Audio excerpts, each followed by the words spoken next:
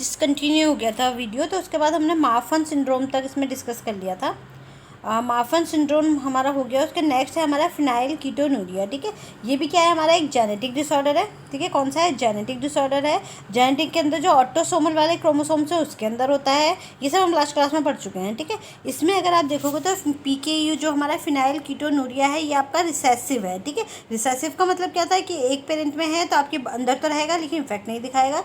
जब दोनों पेरेंट्स में होगी ये बीमारी तभी आपके अंदर इफेक्ट दिखाएगी। ठीक है, तो ये रिसेसिव है। इसमें क्या होता है, आपके अंदर वो जीन्स ही नहीं आ पाते हैं जो एक फिनाइलालीन करके जो अमीनो एसिड होता है उसको ट्रायोसिन में कन्वर्ट करने के लिए हमारे ज़रूरी होते हैं बॉडी के अंदर। ठीक है, तो नॉर्मल बॉडी में क्या होता है, जब भी हम प्रोटीन खाते हैं तो किसमें टूटता है, फिनाइलालीन करके उसमें अमीनो एसिड पाया जाता है उसमें टूटता है। फिर वो फिनाइलालीन जो है वो कन्वर्ट होता है किसमें, ट्रायोसिन में। ठीक है, बॉडी में, और बॉडी में आगे ऑक्सीडाइज हो जाता है, उसका पूरा काम, जो भी काम उसका होता है वो कर लेता है। ठीक है, लेकिन जो हमारे जिनके अंदर PKU वाली प्रॉब्लम होती है, ठीक है, PKU वाली प्रॉब्लम जिनके अंदर होती है, ये जिनके जीन्स हैं PKU के, जिनके अंदर वो जीन्स ही नहीं है जिसके अंदर फिनाइलालीन को कन्वर्ट किया जा सके, तो वो क्या होगा, उसमें क्या होगा, आप फिनाइलालीन जो है वो ट्रायोसिन में कन्वर्ट नहीं हो पाएगा और बॉडी में इकट्ठा होता रहेगा और टॉक्सिक हो जाएगा और डैमेज करेगा सेंट्रल नर्व सिस्टम को। ठीक है, तो PKU में क्या है, आपका जो inability to convert phenylalanine amino acid into tyrosine. ठीक है, और ये क्या है, अगर आपका इनेबिलिटी है, नहीं कन्वर्ट हो पा रहा है तो क्या होगा, बॉडी में इकट्ठा होता रहेगा, टॉक्सिक हो जाएगा और आपका फिर जो आपका सेंट्रल नर्व सिस्टम है, ब्रेन है, आपका नीचे पीछे जो आपकी स्पाइनल कॉर्ड है, ये सब, इस सबको वो क्या कर देता है, डैमेज कर देता है। ठीक है, तो फिनाइल कीटोनूरिया है आपका, इसमें आपको क्या करना होता है, इसमें जनरली जब हमारे देश में तो इतना नहीं है अभी, इतना लोग जेनेटिक काउंसलिंग नहीं कराते हैं, लेकिन विदेशों में क्या होता है, जब फीमेल प्रेग्नेंट होती है तभी कुछ टेस्ट हो जाते हैं और बच्चे के पैदा होने पर कुछ टेस्ट होते हैं, तो अगर उनमें कोई जेनेटिक प्रॉब्लम होती है तो उसी समय वो पकड़ी जाती है। तो इसमें ये किया जा सकता है कि जो भी बेबी है उसको फिनाइल, उसके डाइट से वो खाने की चीज़ें ही हटा दो जिसमें फिनाइलालीन अमीनो एसिड हो। ठीक है, जो कि वैसे तो बहुत कॉम्प्लिकेटेड टास्क है, लेकिन एकमात्र यही काम है, क्योंकि हर खाने में कहीं ना कहीं प्रोटीन अमीनो एसिड पाए ही जाते हैं, तो उसमें फिनाइलालीन भी पाया जाता है। तो हमें ऐसे फूड आइटम सर्च करने पड़ेंगे, देखने पड़ेंगे जिसमें फिनाइलालीन अमीनो एसिड हो ही ना, तो बॉडी में कन्वर्ट करने की जरूरत ही नहीं पड़ेगी, स्टोर ही नहीं होगा। ठीक है, और बॉडी उसके बिना ही काम चला लेगी।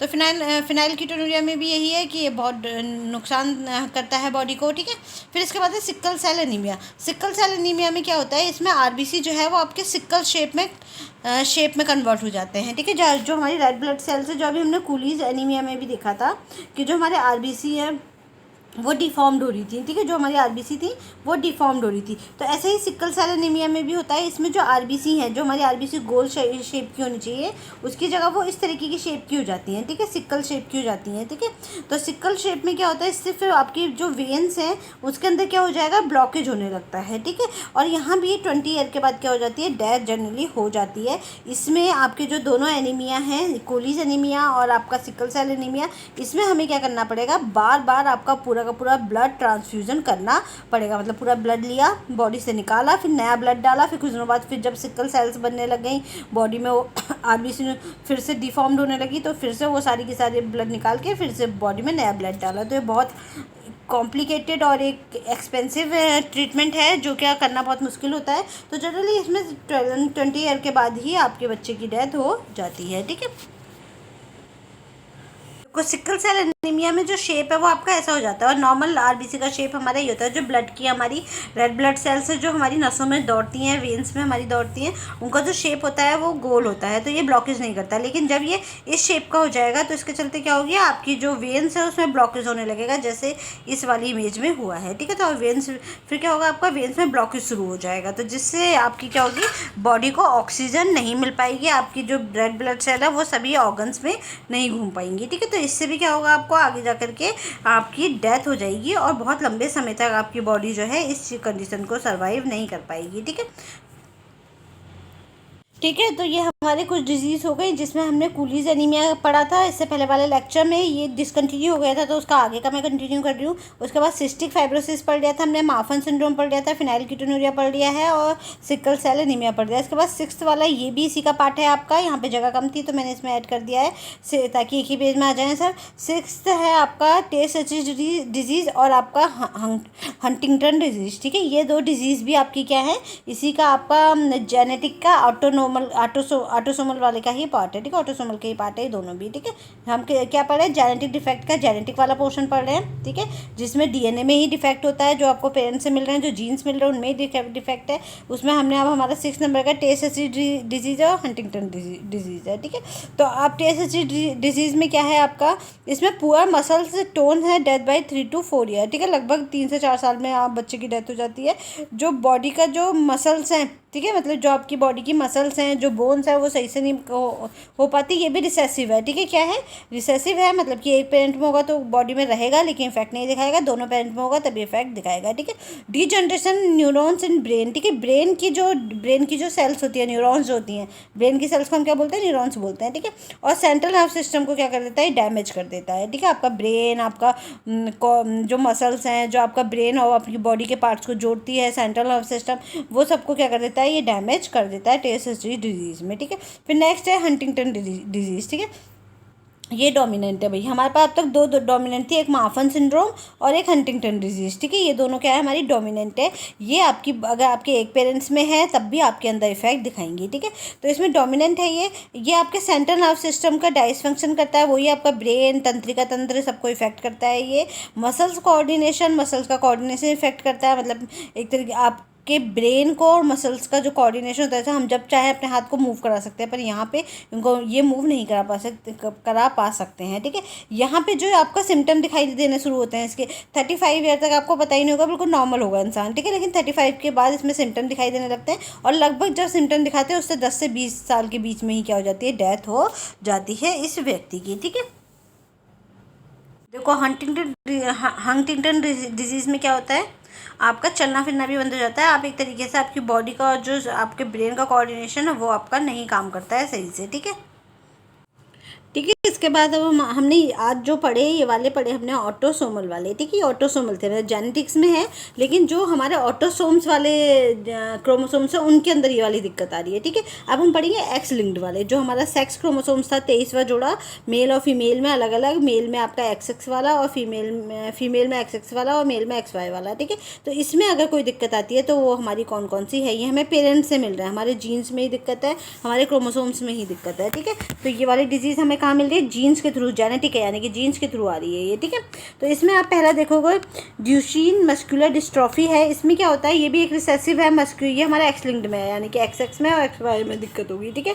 तो ये क्या है आपका ड्यूशेन मस्कुलर डिस्ट्रॉफी में है। इसके अंदर आपका ये रिसेसिव होता है, मतलब कि एक पेरेंट में है तो इफेक्ट नहीं डालेगा, और अगर आपके दोनों पेरेंट्स में है तभी इफेक्ट देखने को मिलेगा, ठीक है। Loss of ability to walk, यहाँ पे बेबी जो है 7 to 13 ईयर तक तो नॉर्मल रहता है, लेकिन 7 to 13 ईयर के बीच में कभी भी वो चलना बंद कर देता है अचानक से, ठीक है।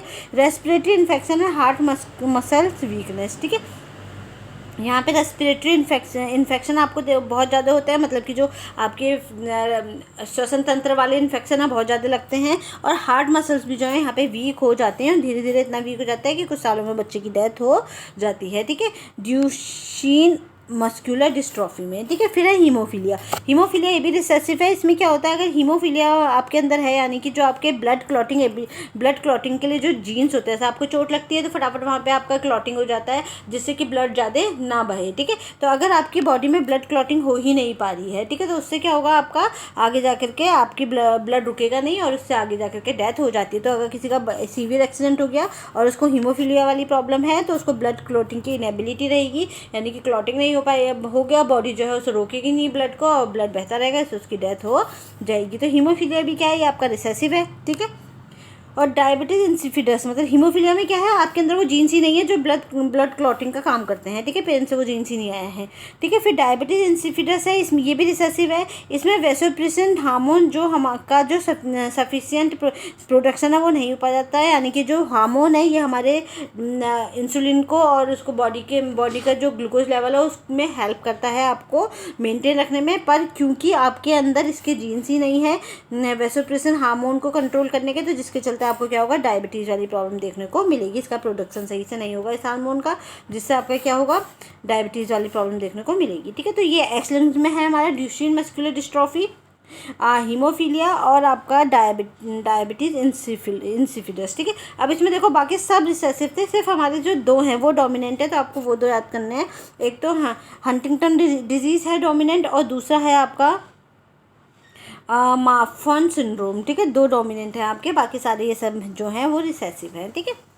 अब इसके बाद ये जो अभी हमने पढ़े, ये हमने पढ़े थे जेनेटिक में, यानी कि जो आपके ऑटोसोम्स वाले क्रोमोसोम्स है, जो सेक्स क्रोमोसोम्स वाले क्रोमोसोम्स है, इनमें पेरेंट्स की में ही दिक्कत थी, तो जब वो हमारे अंदर आए तो वो हमारे अंदर भी डिफेक्टिव आए, ठीक है। तो ये तो जेनेटिक हो गया। अब जो दूसरा वाला हम पढ़ेंगे वो पढ़ेंगे अब ये वाला क्रोमोसोम्स वाला है, ठीक है। क्रोमोसोमल डिसेबिलिटीज़ कौन सी होती है, तो क्रोमोसोम्स वाली कौन सी होती है? क्रोमोसोम्स वाली वो होती हैं जिसमें पेरेंट्स के अंदर कोई प्रॉब्लम नहीं है, उनके जीन्स बिल्कुल हेल्दी है, उन्होंने आपको हेल्दी ही जीन्स दिए हैं, ठीक है। तो उनके स्पर्म में और ओवम में जो जीन्स आए थे वो बिल्कुल हेल्दी थे।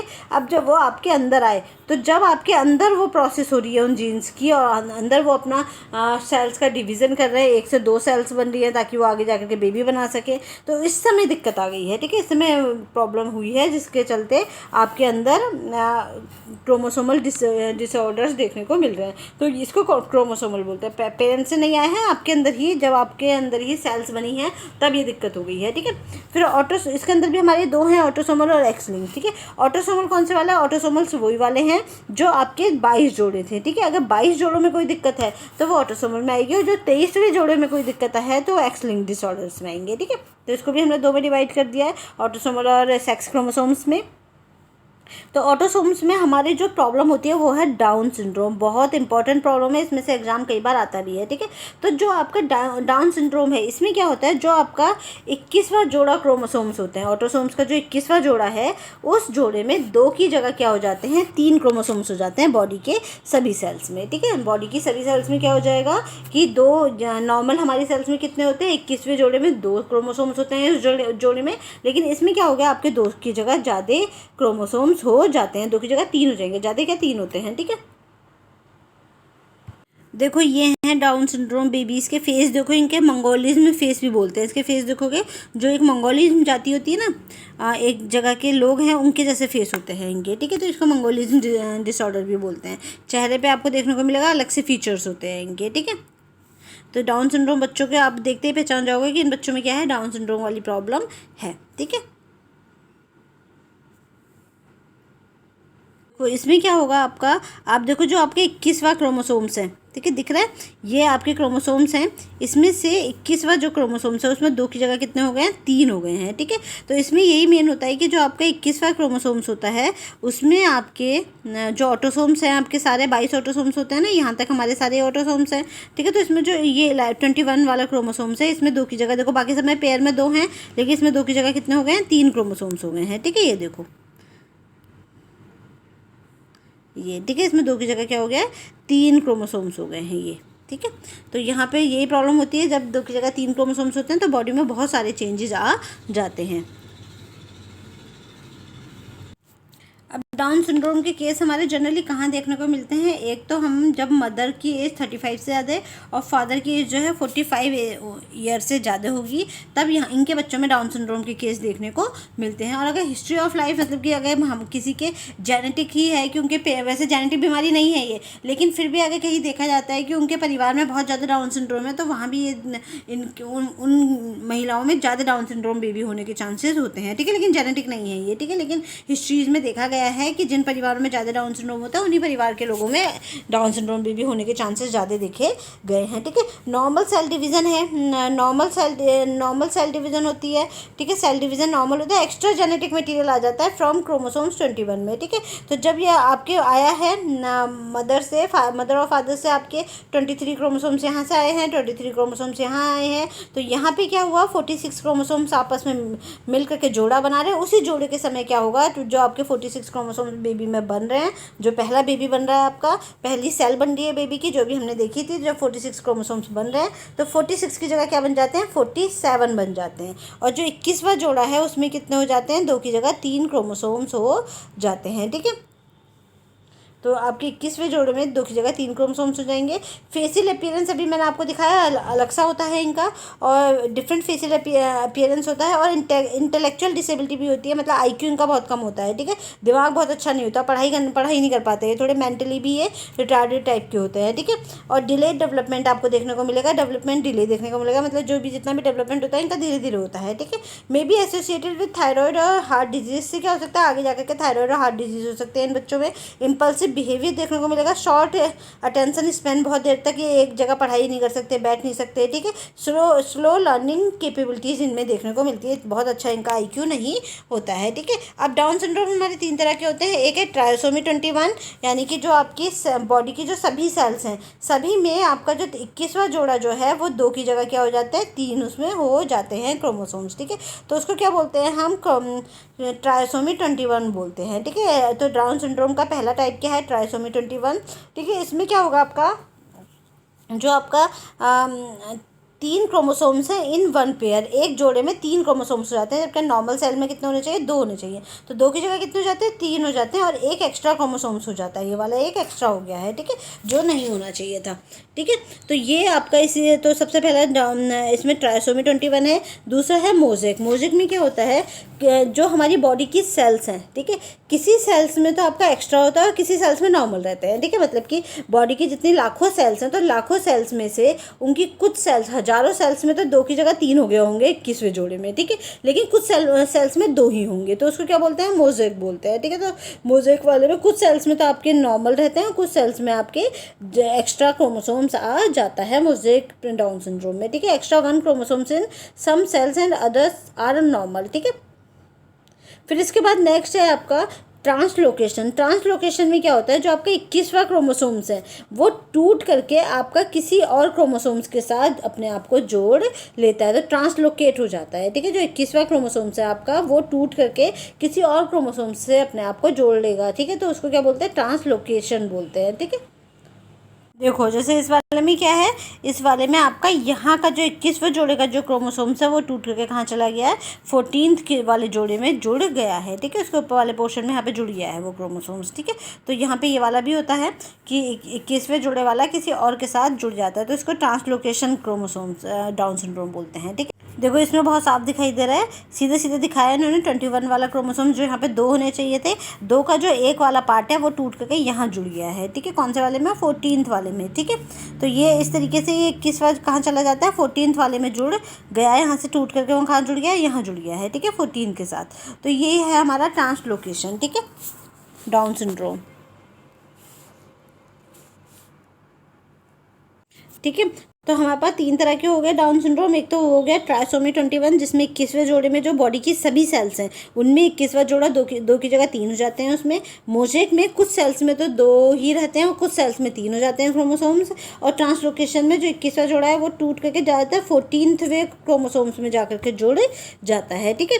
तो ये हमारे हो गए हैं 3 तरह के डाउन सिंड्रोम। तो ये हमारा ऑटोसोम्स में थी, क्योंकि 21वां जोड़ा कहाँ आएगा, आपके जो 22 जोड़े क्रोमोसोम्स हैं उनके अंदर आ रहा है वो, ठीक है। बाकी एक्स लिंक्ड है। एक्स लिंक्ड में क्या है आपका, एक्स लिंक्ड वाला जो है आपका जो 23वां जोड़ा है क्रोमोसोम्स का, ठीक है, जो सेक्स क्रोमोसोम्स है उसमें कोई दिक्कत है तो उसे हम क्या बोलते हैं, एक्स लिंक्ड बोलते हैं। उसमें कोई दिक्कत आ गई है जब आपकी सेल्स का डिवीजन हो रहा है तो, ठीक है, क्यों क्रोमोसोम्स में दिक्कत आ गई है। तो इसमें सबसे पहला है क्लीन फिल्टर सिंड्रोम।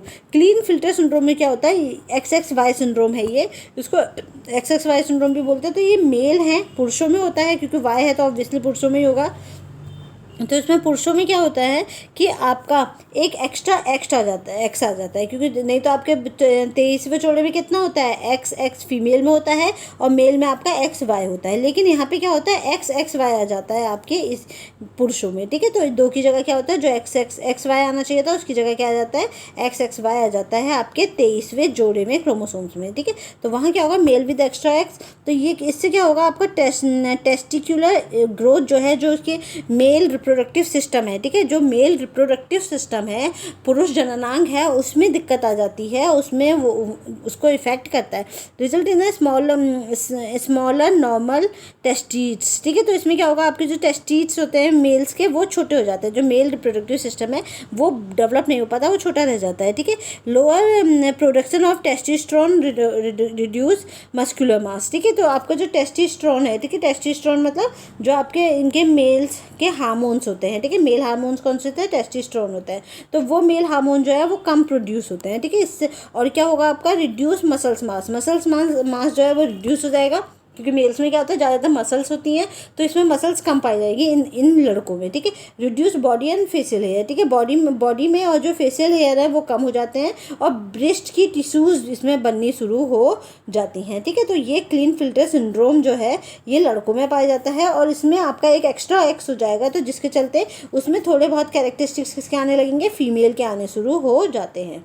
तो ये है क्लीन फिल्टर सिंड्रोम में, ठीक है। इसमें क्या होता है, नॉर्मल उसमें XY होगा, इसमें XXY हो जाता है। तो इसमें मेल्स में आप देखोगे तो ब्रेस्ट भी दिखाई देने लगते हैं, और जो इनका मेल रिप्रोडक्टिव सिस्टम है वो भी फुली डेवलप नहीं होता, वो कम रह जाता है, ठीक है।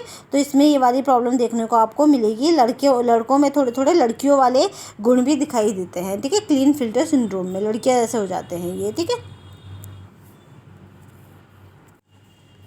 फिर नेक्स्ट है ट्रिपल एक्स सिंड्रोम, ठीक है। ट्रिपल एक्स तो जनरली फीमेल्स में होगा, क्योंकि इसमें कहीं भी वाई नहीं है, तो ये कहाँ देखने को मिलेगा, ये फीमेल्स में देखने को मिलेगा, ठीक है। ट्रिपल एक्स सिंड्रोम में क्या होता है, जनरली फीमेल की नॉर्मल सेल्स में एक्स क्रोमोसोम्स कितने होने चाहिए, XX होने चाहिए, ठीक है, जो आपका 23वां जोड़ा क्रोमोसोम्स है। लेकिन इसमें क्या होता है, एक एक्स्ट्रा एक्स आ जाता है, नॉर्मल के कंपेरिजन में एक एक्स्ट्रा एक्स होता है, इसको सुपर फीमेल कंडीशन भी बोलते हैं, ठीक है। इसमें एक्स्ट्रा एक्स इन फीमेल में एक्स्ट्रा एक्स रहता है, जिसके चलते इनमें बेबी प्रोड्यूस करने की जो है एबिलिटी कम हो जाती है, फीमेल रिप्रोडक्टिव सिस्टम इनका ठीक से काम नहीं करता है, और लर्निंग डिसेबिलिटी इनमें देखने को मिलती है, डिलेड स्पीच देखने को मिलती है, मतलब चीज़ें सीख नहीं पाते हैं, और जो स्पीच डेवलपमेंट है वो भी इनका क्या होता है, डिले होता है, बाद में होता है, धीरे धीरे होता है, ठीक है। तो ट्रिपल एक्स सिंड्रोम में ये वाली दिक्कत देखने को मिलती है, ठीक है।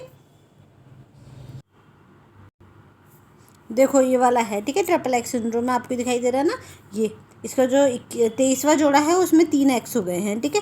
नॉर्मल केस में कितना चाहिए थे, 2 ही होने चाहिए थे। अब आप देखो इसमें ट्रिपल एक्स सिंड्रोम में एक तो इनकी जो ओवरीज है वो सही से डेवलप नहीं होती हैं, ठीक है, और इसके अलावा आप देखोगे इनकी हाइट वगैरह भी कम होती है, और इनमें फीमेल्स के कैरेक्टरिस्टिक्स में प्रोड्यूस करने के जो बेबी प्रोड्यूस करने के गुण भी इनमें कम होते हैं, ठीक है। तो ये वाली जो इसको बोलते हैं ट्रिपल एक्स सिंड्रोम, ठीक है। लर्निंग डिसेबिलिटी देखने को मिलेगी, एकदम से पढ़ाई में अच्छे नहीं होंगे बच्चे, चीज़ें सीख नहीं पाएंगे एकदम से, ठीक है। तो इनको बोलते हैं हम ट्रिपल एक्स सिंड्रोम। फिर एक है टर्नर सिंड्रोम, ठीक है। टर्नर सिंड्रोम में क्या होता है, जो फीमेल्स हैं उनमें आपका एक क्रोमोसोम जो आपका 23वां जोड़ा वाला क्रोमोसोम्स है, ठीक है, फीमेल के अंदर है ये, जो आपके XX होने चाहिए थे क्रोमोसोम्स, उसमें से एक क्रोमोसोम्स आपका इसमें गायब ही हो जाता है, यानी कि जो XX 2 क्रोमोसोम्स आपके होने चाहिए थे उसमें से एक क्रोमोसोम्स आपका गायब हो जाता है, तो उसको क्या बोलते हैं, टर्नर सिंड्रोम बोलते हैं। देखो यहाँ पे से एक क्रोमोसोम जो है आपका गायब हो जाएगा, ठीक है। ये वाला जो सेक्स क्रोमोसोम्स आपके पास 2 होने चाहिए था XX, उसमें जो सेकंड वाला क्रोमोसोम्स है इसमें वो होगा ही नहीं, सिर्फ एक ही क्रोमोसोम्स होगा, ठीक है। तो उसे क्या बोलते हैं हम, जैसे इसमें दिखाया हुआ है, इसको बोलते हैं टर्नर सिंड्रोम, ठीक है। क्या बोलते हैं, टर्नर सिंड्रोम, ठीक है। जैसे क्लीन फिल्टर और टर्नर सिंड्रोम में ये अंतर है, क्लीन फिल्टर में एक एक्स्ट्रा ज़्यादा है, और टर्नर सिंड्रोम में एक एक्स्ट्रा एक्स जो है वो गायब है, ठीक है। क्लीन फिल्टर हमारा किस में हो रहा है, लड़कों में हो रहा है, और जो टर्नर सिंड्रोम है वो लड़कियों में हो रहा है। तो ऐसे भी याद कर सकते हो कि जो एक्स यहाँ का गायब है वो वहाँ, आप उसको याद रखने के लिए ऐसा कह सकते हो कि उसमें एक ज़्यादा एक्स्ट्रा होता है और इसमें एक कम होता है, ठीक है। टर्नर सिंड्रोम का एक कम है, और क्लीन फिल्टर में आपका एक ज़्यादा पाया जाता है, ठीक है, एक्स क्रोमोसोम्स, ठीक है। तो ये क्लीन फिल्टर है, इनमें भी वही वाली प्रॉब्लम आएगी, जो लड़कियां हैं वो प्रोड्यूस नहीं कर पाएंगी, बेबी प्रोड्यूस नहीं कर पाएंगी, ठीक है। और आपका जो उनको प्रोड्यूस करना चाहिए, जो बेबी करने चाहिए, तो उनमें लड़कियों वाले गुण रिप्रोडक्टिव सिस्टम उनका अच्छे से काम नहीं करेगा, ठीक है। तो टर्नर सिंड्रोम में क्या है, तो ये फीमेल में पाया जाता है, ठीक है, फीमेल में पाया जाएगा। एक तो एक्स होता है, और दूसरा एक्स जो होता है वो मिसिंग है, जीरो का मतलब क्या है, इसमें मिसिंग है, ठीक है। एक्स और जीरो का मतलब क्या है, मिसिंग है, गायब है वो, ठीक है। तो इसमें आपका फीमेल में पाया जाता है, इनफर्टाइल होती हैं, मतलब बेबी नहीं कर पाती, ठीक है। और प्रॉब्लम इंक्लूडिंग हाइट में कम रह जाती हैं ये, फेलियर ऑफ द ओवरी सही से काम नहीं कर पाती, इनका ओवरी डेवलप नहीं हो पाता, हार्ट डिफेक्ट भी इनमें पाया जाता है। टर्नर सिंड्रोम जिन महिलाओं में देखने को मिलता है, फिर है एक्स वाई वाई सिंड्रोम, ठीक है। एक्स वाई वाई सिंड्रोम क्या है, इसमें वाई वाई है तो ऑब्वियसली मेल में होगा ये, तो इसमें mail with extra x chromosomes, ठीक है। इसमें अगर एक मेल के अंदर एक एक्स्ट्रा वाई क्रोमोसोम्स मिल रहा है तो इसमें क्या है, आपका जो 23वां जोड़ा था, ठीक है, 23वें जोड़े की, ये सारे हमारे 23वें जोड़े की कहानी है, ठीक है, जो हमारे एक्स क्रोमोसोम्स पाए जा रहे हैं, सेक्स क्रोमोसोम्स पाए जा रहे हैं जो, ठीक है, तो उसकी कहानी है ये। इसमें क्या होगा, जहाँ पे एक्स वाई होता है मेल में नॉर्मल केस में, इसमें एक्स वाई वाई हो जाएगा, ठीक है। एक्स वाई वाई सिंड्रोम है। जैसे क्लीन फिल्टर में क्या था, एक्स एक्स वाई, यहाँ पे एक एक्स्ट्रा एक्स था क्लीन फिल्टर में, इसमें एक एक्स्ट्रा वाई है, ठीक है, तो नॉर्मल से ज़्यादा इसमें एक वाई पाया जाता है। इसमें male with extra Y chromosomes, lack of beard, मतलब इनकी जो दाढ़ी होती है वो नहीं आती है, इसमें बियर्ड की स्पेलिंग गलत है, ठीक है, बॉडी हेयर नहीं आते हैं, और जो लड़कियों वाले गाइनोमास्टिक कैरेक्टरिस्टिक्स, जो लड़कियों वाले कैरेक्टरिस्टिक्स होते हैं वो इन लड़कों में देखने को मिलते हैं, ठीक है। तो क्योंकि ये सारा सेक्स क्रोमोसोम्स है ना, आपके सेक्स को डिस्क्राइब करता है जनरली ये, लेकिन क्या दिक्कत है कि सेक्स जो एक्स एक्स और एक्स वाई का काम क्या है, आपके अंदर जो आपकी लड़कियों वाले कैरेक्टरिस्टिक्स हैं एक्स एक्स बनाएगा और लड़कों वाले कैरेक्टरिस्टिक्स हैं एक्स वाई बनाएगा। जब इनमें कोई दिक्कत आती है तो बॉडी में जो फीमेल और मेल वाले कैरेक्टरिस्टिक्स होते हैं उनमें अंतर आ जाता है, ठीक है। तो ये हमारा पूरा जेनेटिक था आज जो हमने पढ़ा। अब जेनेटिक में वैसे तो मेरी तरफ से लगभग कंप्लीट ही हो गया है, अगर किसी को इसको और भी डिटेल में पढ़ना है तो इसकी पुरानी वीडियो मेरे उसमें पढ़ी है, 3-4 वीडियो में अच्छे से जेनेटिक बहुत डिटेल में पढ़ाया हुआ है। उसमें मैंने कुछ ब्लड ग्रुप किस तरीके से आपका डिसाइड होता है ये सब भी उसमें पढ़ाया है, ठीक है। पेरेंट्स से ही डिसाइड होगा, अगर मेरे पेरेंट्स का ए या बी ब्लड ग्रुप है, एक पेरेंट का ए है और दूसरे पेरेंट का बी है, तो मेरा ब्लड ग्रुप या तो ए होगा या बी होगा या ए बी होगा, ठीक है। समझ में आया इतना। तो ये हमारे क्या होता है, ब्लड ग्रुप भी हमारे जेनेटिक से ही डिसाइड होते हैं, ठीक है। चलो आज ये जेनेटिक वाला चैप्टर हमारा कंप्लीट हो गया। Thank you everyone, have a nice day.